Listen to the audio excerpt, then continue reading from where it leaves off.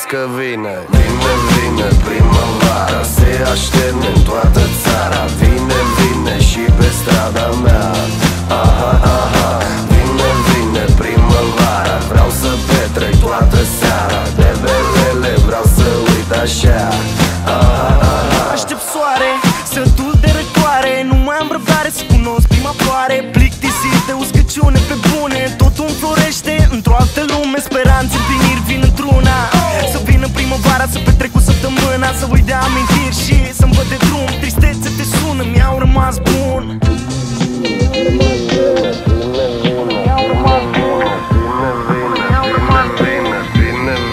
Vezi că vine, vine, vine primăvara, se așterne în toată țara. Vine, vine și pe strada mea. Aha, aha, vine, vine primăvara, vreau să petrec toată seara. De belele vreau să uit așa.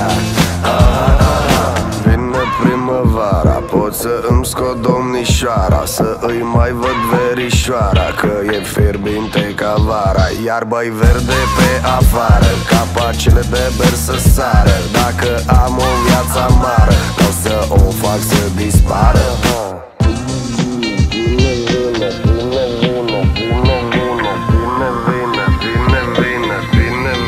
Vezi că vine, vine, vine primăvara, se așterne în toată țara. Vine, vine și pe strada mea.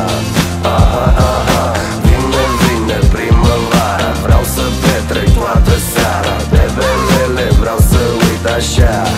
Aha, aha. E primăvară, treaba e clară, să fie veselie, floricele să apară. În filmele mele să ajung la stele, să plutesc ușor, ușor printre ele. Că soarele îmi e prieten bine și vremea rea nu se ține de mine. Oh, ciocârlie mă întreabă: Tuțule, ești bine? Aha, aha, vine, vine primăvara, se așterne în toată țara. Vine, vine și pe strada mea.